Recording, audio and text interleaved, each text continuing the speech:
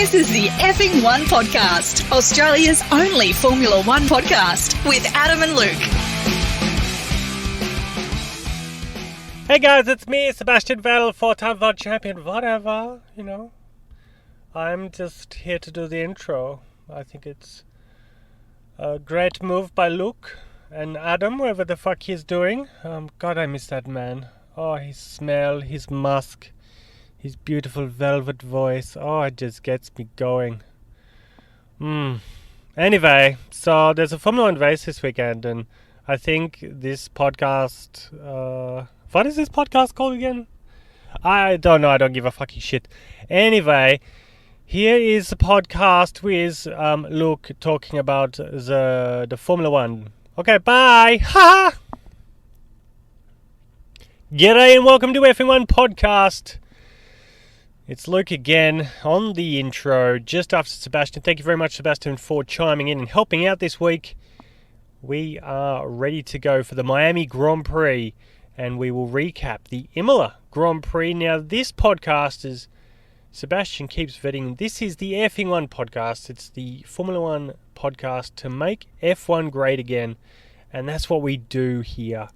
We strive and aim to make this sport that can be dull at times. We'll aim to spice it up and make Formula 1 great again, because that's what we do. Also want to touch base, always at the start of every podcast, we need to point out that we have our own charity, Handjobs for the Homeless. If you want to get out there, give some wrist relief to some poor refugees, get out there, give them a little touch up. I'm sure they'd greatly appreciate it. Now, if you hear any difference in audio quality tonight, that is because I am in my car in the middle of nowhere, or as they call Warrumbungle National Park in northern New South Wales. It is 700 kilometres away from F1 Podcast HQ. A good 9-hour drive out here. It's beautiful, stunning. There is an apparent meteor shower that's going to happen over the next couple of nights, and I'm going to be here freezing my tits off to get the shots. So that's why I'm recording this right now in a car, and if it's a bit echoey, you didn't have to pay for this, so it doesn't fucking matter. We've covered Handjobs for the Homeless, and if you do a good job, they'll cover you too. Now, there is also the vomit-free guarantee. If there's anything offensive you hear on this podcast, please let us know. Mainly Adam, I will send him to your location as punishment for not doing a podcast for so long. He will come and he will clean up the puke.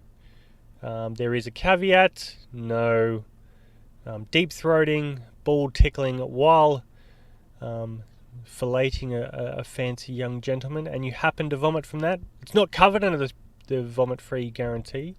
You will have to clean up that mess on your own. But if it's anything else, if there's anything I say that's offensive, that will spark up a gag reflex. It could be homeless jizz. It's thick. Oh, and it smells. He hasn't washed under there for months.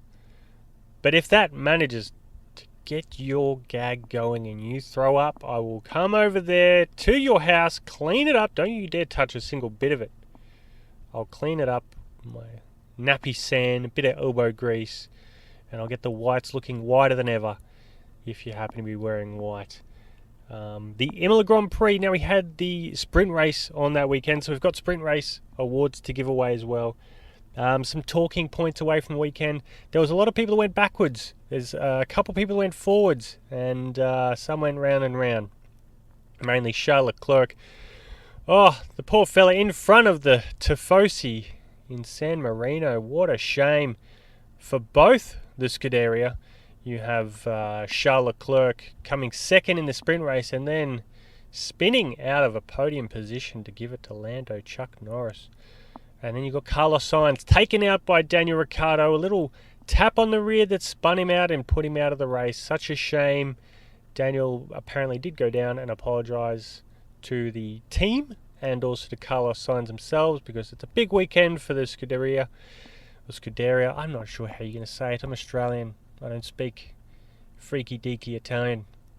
But you guys know how to say it, and that's all that matters. I'll just call it Ferrari. So he went down and apologised to them, and they appreciated his forthright hands up, and Daniel had a kind of a race too. Lewis Hamilton, what's happened to him? He's a 7-time world champion, won over 100 Grand Prix, pole position more than anyone else ever. And he is struggling in that car. Another person that's struggling, and I think we know who we're talking about. That's right. It's Nicholas Latifi. Now, he's up against Alexander Albon, but he seems to be having the Daniel Ricciardo new car struggles that Ricciardo had last year with the McLaren. At least we'll call it that. But remember, this is his 3rd year in Formula 1.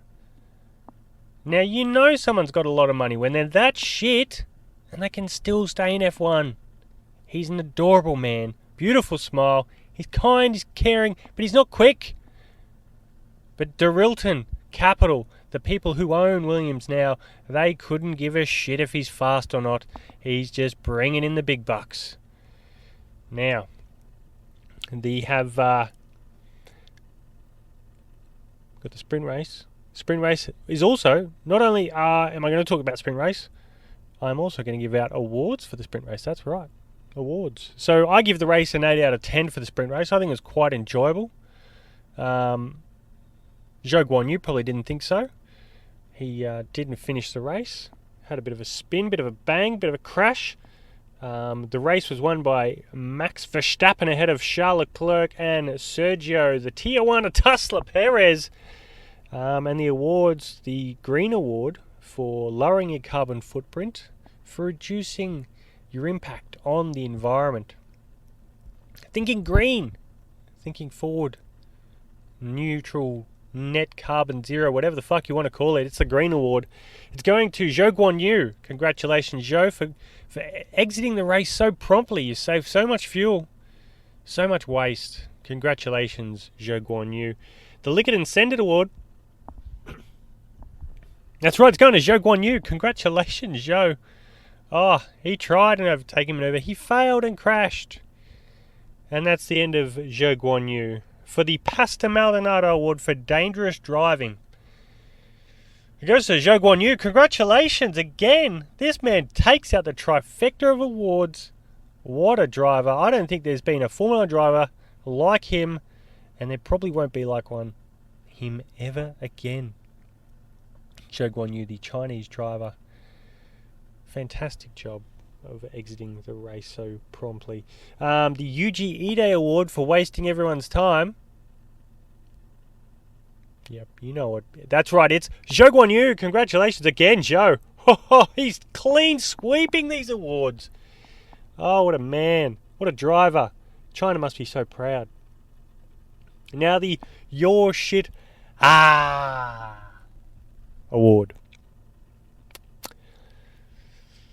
Now, there wasn't a lot of... It's a 30% race, 33% race. It's a third of a usual Grand Prix distance. And, we need to come up with a driver who was a little bit shitter than everyone else. Let me give it to you. Zhou Guanyu. Congratulations, Zhou. What a fantastic drive you did. Spinning out of contention, crashing into the wall, wasting your time and everyone else's, and more Chinese millions. Congratulations, Zhou Guanyu. The F1 Podcast Award going to make F1 great again. Now, I don't know, it could be a driver, it could be a circuit, could be anything in particular that happened on the sprint race. Who gets the F1 Podcast Award for making Formula 1 great again? It's going to Zhou. No, just kidding. It's the sprint race format. Third of a race distance. It's funny. The sprint race tends to have more action than the main race. The sprint race had a lot of good action, a lot of good overtaking, argy-bargy, Zhou Guanyu on the wall, which is one of my highlights, as you can clearly tell. But yeah, the sprint race format, I like it. It's a third. You'd like it a little bit longer, but everyone seems to go hell for leather. Surprising that there was a couple of drivers out there who tried a medium tyre, didn't work, and you went backwards. Now we go over to the main race. Race rating, I'd give it a 7 or a 6.5 out of... Yeah, let's give it a 7. I'll go with a 7 for the main race at the Imola circuit, the San Marino Grand Prix. Now, first was Max Verstappen, second was Sergio Perez, third was Chuck Norris. Some unfortunate driving. They made an early pit stop for the Ferrari team to try and get him ahead of Max to try and do an undercut. Nearly worked, but Max got the position back. And yeah, it was Max's race all along. You had a little bit of an incident with Leclerc spinning over the curbs. The chicane there, he lost position to Lando Chuck Norris. Chuck went on to finish third. Congratulations to Lando, Chuck Norris, Sergio, Tier 1 and Tesla Perez, Mad Max Verstappen. I'll go through race drivers. I'm just going over what they did, how they did, qualifying, sprint race. So we had Max Verstappen, the Mad Max. He got 34 points over the weekend. Congratulations. It's a big haul of points. When you have 2 DNFs, this is a good way to close the gap, and especially with Charles Leclerc's fuck around. Qualifying first, sprint race first, main race first, taking all the biscuits, all the points, fast lap as well. Sergio Perez, 24 points, pretty good for the Mexican driver. Qualified P7 was a little bit low for him on the Friday afternoon qualifying. And then we had sprint race, he finished third, good comeback, made some good overtakes. Same with Carlos Sainz, they both went forward during the sprint race, but poor Sainz went backwards. And in the main race, Sergio Perez got second. Charles Leclerc, 15 points over the weekend, qualified second. Sprint race was second. And he had a good start to the sprint race, then got overtaken by Max, as he did again on the main race. He did get ahead of him, and then Max overtook him quite promptly. Fantastic job by Max over Leclerc. Leclerc screwed around in the race, then spun around, ended up finishing sixth after he had a bit of a spinny spin.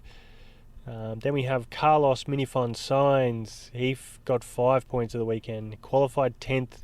You get no points for that. He came 4th in the sprint race. Did a good job from 10th up to 4th. And in the main race, he was the first to retire.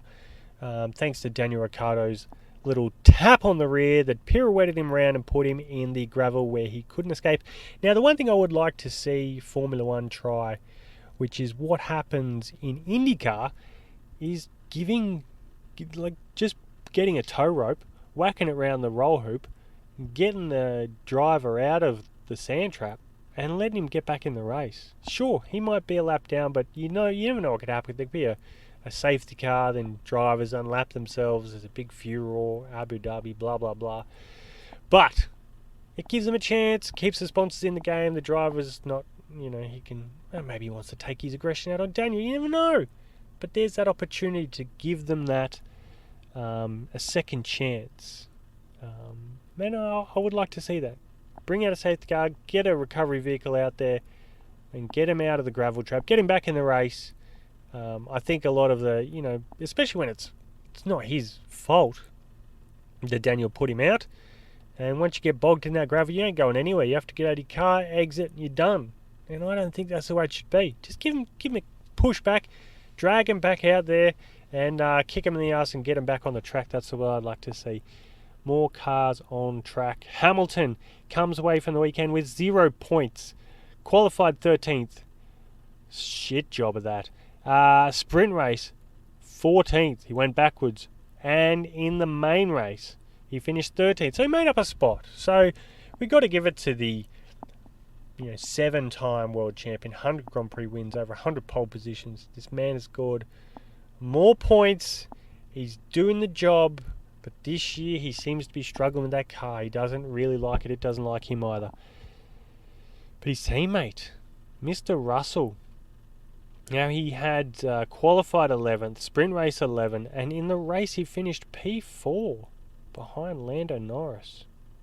That's a phenomenal job by Boy George Russell. Came away with a nice haul of points there as well. I think he comes away with 12 points from that. Lewis comes away with 0 points. Now, a lot of Lewis's fan base, the douche canoe fan base, is screaming bloody murder.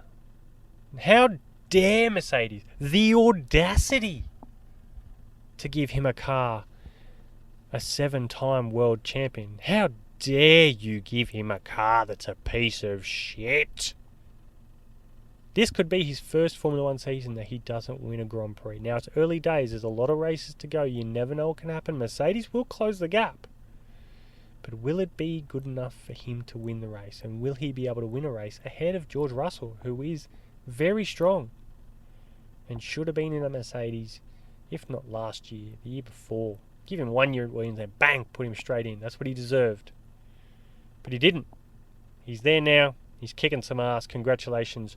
Boy, George Russell, you're handing a good old whooping to Lewis Hamilton. But Lewis isn't complaining. I'm sure behind the scenes he might be, but he's taking it on the chin.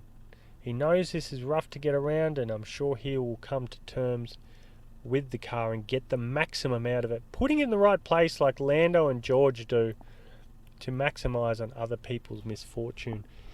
Something that Daniel Ricciardo and Lewis Hamilton need to get a big grasp on in getting ahead. Now, speaking of Lando, Chuck Norris, 19 points for the Brit.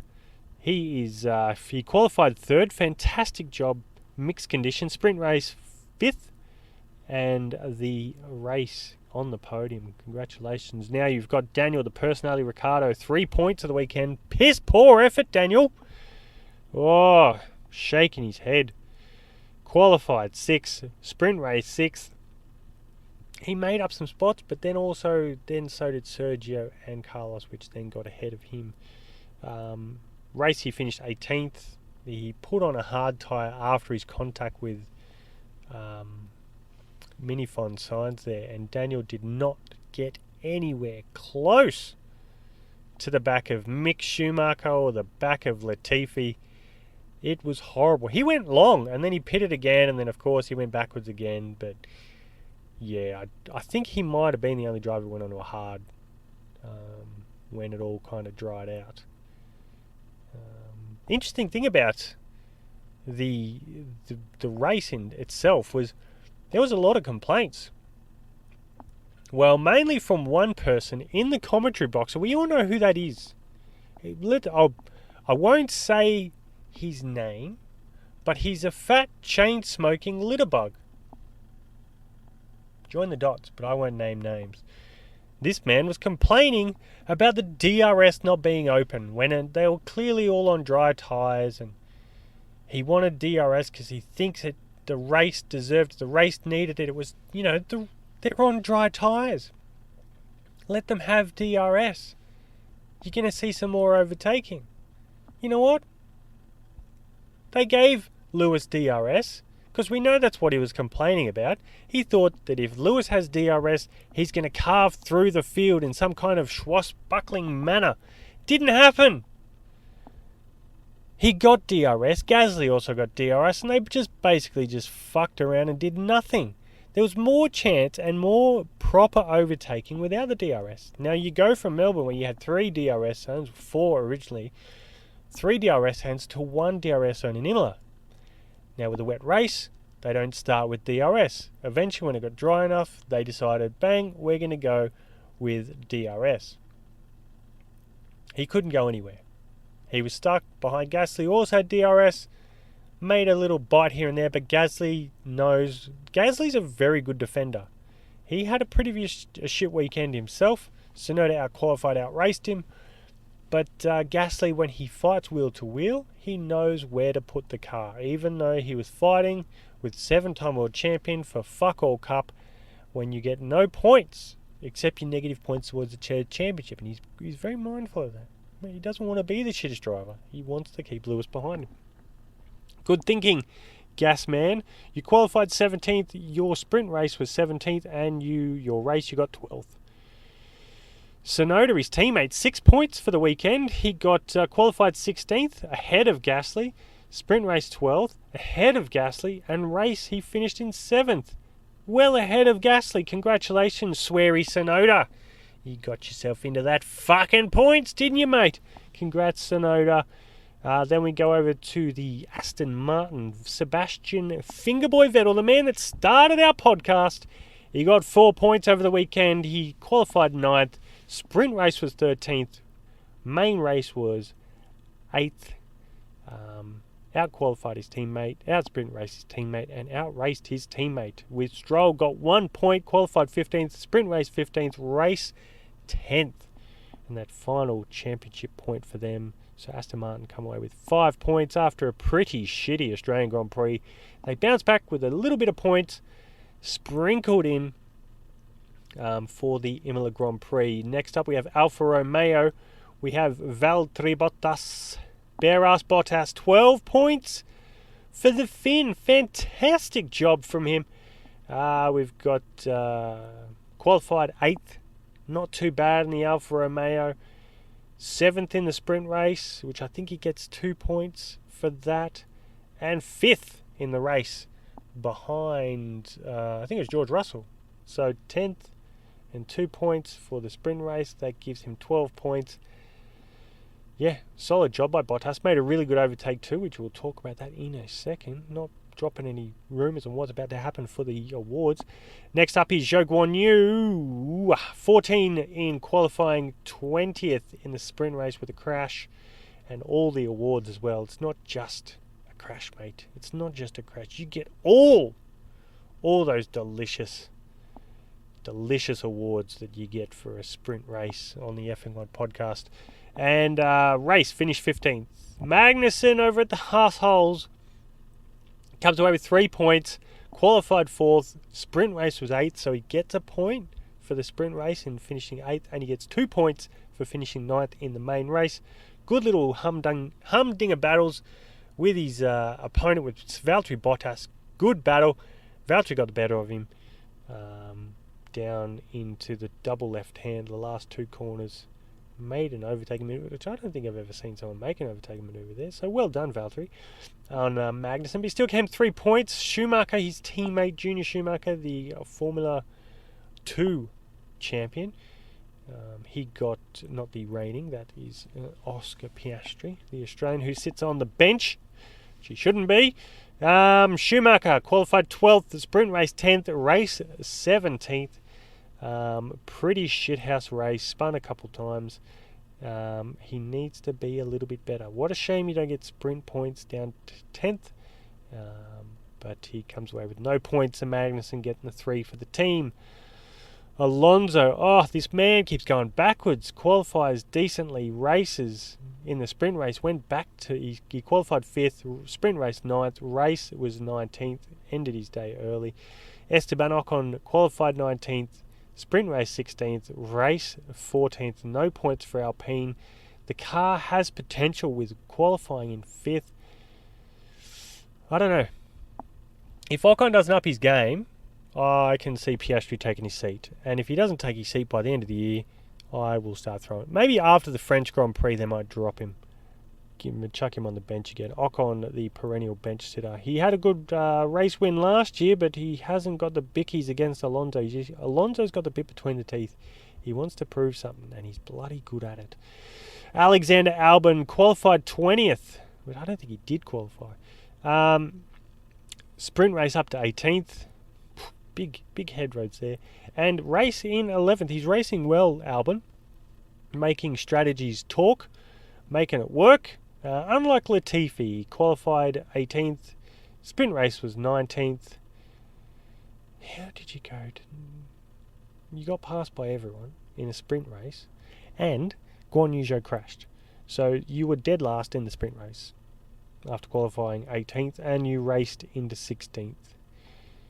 Ahead of Daniel Ricciardo. So congratulations, Latifi. That's something you should put on the mantle. Now, the awards for the main race in Imola. The green award goes to Carlos Sainz for finishing early, stuck in the gravel thanks to Daniel Ricciardo's bump. I was planning to give the green award to Daniel for taking him out, but Carlos Sainz, you get the green award. You should come away with something at least. The Likkonen Senate award, I'm giving it to Vettel on Alonso. In the rain, did a little back and forth. He sort of did the under-over, which I like to call it, where you go into a corner, guy kind of overcooks it, blocking you, and then you can kind of get a run on him back on the other side. It was into the first chicane, the turn 1-2 there, the little dink, and he got the job done. Well done, Sebastian Vettel. And I'm also giving an honourable Likkonen sentiment to Valtteri Bottas and Magnussen for the position that he made. Got a good run out of that chicane, downhill, got his tyres a little bit damp, and made the move stick. I think Lance Stroll tried one earlier, but it was a little bit damper for him. and it couldn't get that job done. The Pastor Maldonado Award for Dangerous Driving, Daniel Ricciardo. The F1 Podcast Award for making Formula 1 great again. And I'm giving it to the No DRS. It made drivers earn it, and it pissed Crofty off. Oops, shouldn't have said his name. But it pissed him off. And when they did turn that DRS on, he didn't fucking go anywhere. So shut the fuck up, Crofty. Stop your whinging just because he's British. Now, the UGE Award for wasting everyone's time, no, it's not going to Crofty. It's going to Latifi in his 3rd year of Formula 1.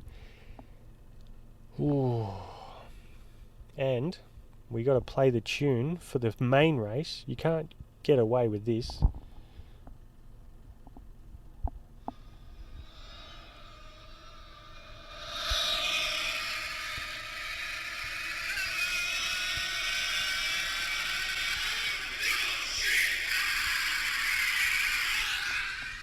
That's right, the Your Shit R Award goes to the one and only, the Australian who spins the home favourite around. Maybe not a favourite, the second favourite, equal favourite. He's a good bloke, Carlos Sainz. So we're giving the award to Daniel Ricciardo for taking out the young Spaniard. Tough luck, but you're a bit shit, Daniel. And you didn't do anything from back there. You did not move forward, you stayed at the back. Fastest lap, Max Verstappen with a 1:18.446. Fastest pit stop, I believe it was McLaren with a 2.27 second pit stop. A driver of the day voted by all you people who wasted your time going on F1.com and making your votes count. Max Verstappen. Now the third championship, Minifons. Carlos Sainz. He's had 2 DNFs. In first race. One was his own fault. The other one was Daniel Ricciardo's fault. He's on negative 50 points. Minifon Sainz. Second is Latifi, Nicholas Latifi, the waste of space from Canada. He is sitting on negative 45 points, negative 42 points, Junior Schumacher. Then you've got the Fons Alonso, Mad Max and the personality on negative 33. We've got the Douche Canoe. He's on negative 4. French Stick, negative 6. I think there is... that's the only one that's new into the third championship. So it's the reverse championship. You get positive points when you're in the top 10. When you get into the negative points if you're in the bottom 10. So the same point structure, just in reverse. Who's going to be the shittest driver of the year so far? Minifons, Carlos Sainz in this, probably the fastest or second fastest car on the grid. He's the shittest driver at the moment. Tips. Now all the people who put in on the Twitter, you went into the link and then you clicked on the tipping competition. Now there's 3 pages to go through and you just tap away and choose whoever you want to be first, second and third, or in between. So who wants to be first in between the 2 drivers? Who's going to lead the qualifying? Who's going to lead the race out of the 2? You'll find some South Park characters that are made. Tap the ones you choose that would want to win. Now the tips that have gone through is Cliff, you got 13. T and Pete 14. Pat, Luke 14. And Jimmy had a fantastic fucking weekend on 17. Jimmy! Can I get some lotto numbers from you, Jimmy? And the tipping overall lead is, well, no surprises. We've got Pat and Jimmy. The Foley brothers are on 55 points. They're flying it. I'm on 54. Then you got Cliff 52 and T and Pete is on 50. Exciting times. Now that wraps up the Imola Grand Prix. We're going to dip our toes. We're going to dive head first, pants down, into the Miami Grand Prix, the first race on the streets around, I think there's a football stadium there, so that's the first race of its kind in Miami on the streets there. They've designed this perfectly. Now there's one DRS zone by the looks of it. No, there's 2, 3 DRS zones. Holy shit! 3 DRS zones. It's an interesting little track. How many corners has it got? It's got 19 corners. A short finish straight. Then you've got a right, left, right. It's a double right. No, it's just a single right. It'll be a fast and flowing circuit, especially coming out of turn 8? That's good. That's a fast king through 9. Then you got another DRS zone down to a good overtaking opportunity. Then some dinky little corners, back to a massive straight with a DRS zone about a third of the way down there. Then into a sharp left-hander before the last 2 corners, wrapping it up. The Miami International Autodrome circuit, I'm guessing that's what they're calling it, 5.412 kilometre track, 57 laps. First Grand Prix this year, race distance is 308.326 kilometres. There is no lap record. This is the first time they're racing there, and it's going to be a very, very early Monday morning for me in the middle of nowhere. Now, the tyres they've taken there is a C2, C3 and C4 of the 5 compounds that they can bring, and I know everyone aches for this little stat that I've been bringing up this year. Thanks to Pirelli, the EOS camber limit, front negative 3.25 degrees and rear 2.00 degrees. Front PSI is 24.5. They are the minimum starting pressures. So I know there's a lot of people who have a big kink on PSIs. 24.5 PSI on the front, 20.5 PSI on the rear. They could change after free practice too. Exciting times for the Miami Grand Prix. Now the weather, it's going to be a bit warm, 30, 32 for the Friday, Saturday and Sunday.